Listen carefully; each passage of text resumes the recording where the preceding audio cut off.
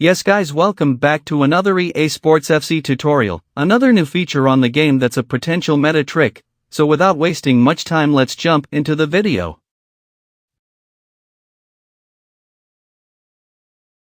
The new nudge dribbling, which is called the controlled sprint feature, is something which is so overpowered and hard to defend. You move fast, but with a better ball control, this is a nightmare to the opponent against it.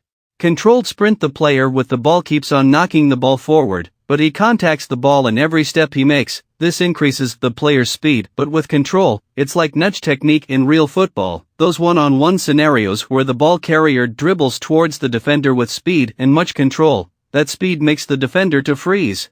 You can relate if you have ever seen Messi's brilliance dribbling through defenders, then you can replicate that in a video game. The normal sprinting, the player hits the ball some distance forward, and he takes some 3 to 4 steps before making another ball contact. This makes the normal sprinting faster than the controlled sprinting because of those heavy touches, but it's easy for that player to lose control of the ball, and opponent can tackle it away. Now that's when the controlled sprint comes in, that speed not equal to normal sprinting but enough for that player to move forward quicker than the normal dribbling. The normal dribbling, your player makes those close touches, but he's always moving slow.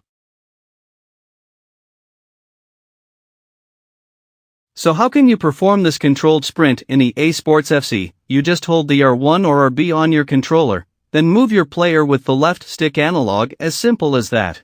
Before attempting the controlled sprint, make sure you have some space in front of your player. This gives your player time to gain that accelerating speed to challenge the opponent's defender.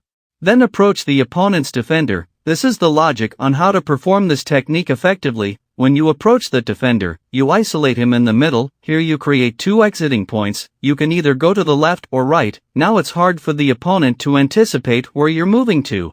Make sure there's some little space in front of your player when approaching. Here it's difficult for the opponent to reach and tackle the ball.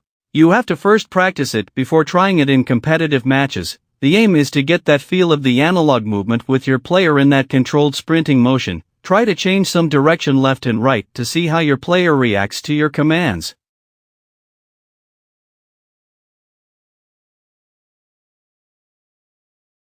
Why is the controlled sprint very overpowered right now on FC24? Number 1, it's a new feature on the game, and right now only few players can defend this technique. The majority doesn't even know that this technique exists on the game, so it's the time you master it and catch your opponents off guard. 2, it has that bait effect. Since some players don't know that it exists, when you start using it they will assume that you're sprinting normally, so they will overcommit. For example here, I pass the ball to my winger, I turn and activate the controlled sprint, but the opponent thought that it was a normal heavy touch sprint. That's why he overcommits to this side. As I approach this defender, the opponent was ready to chase down this player, thinking that I'm sprinting to this direction.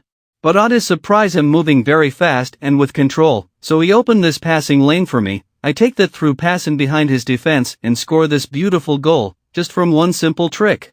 Another reason as to why this technique is overpowered, the unpredictability science. Since you're moving very fast and even changing directions easier, this makes it difficult for the opponent to defend this trick.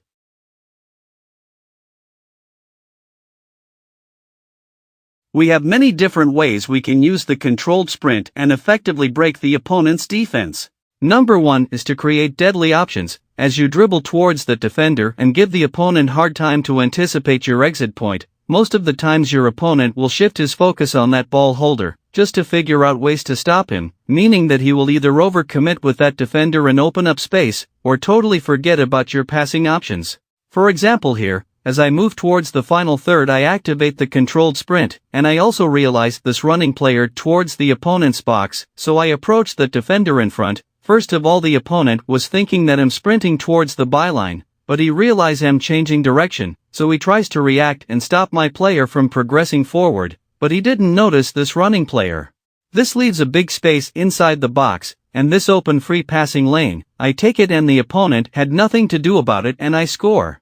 Another way to use this trick is to transit from normal sprinting to controlled sprint. In some situations just don't totally stop and slow down. Use this technique to keep up the tempo and attack with control. This keeps that speed in your attack. This can be useful when you get in behind the opponent's defense against his goalkeeper. Some opponent tends to call out their goalkeeper, So don't slow down, use this technique to keep up the pace but with control.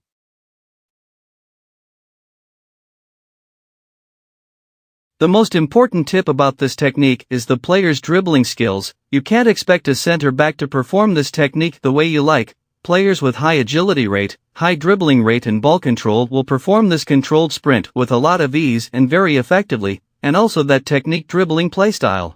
Don't expect Maquinos to sprint with control like Neymar or Mbappe. So that's it guys for today. Hit that like button and subscribe to learn more about EAFC 24. Thanks for watching.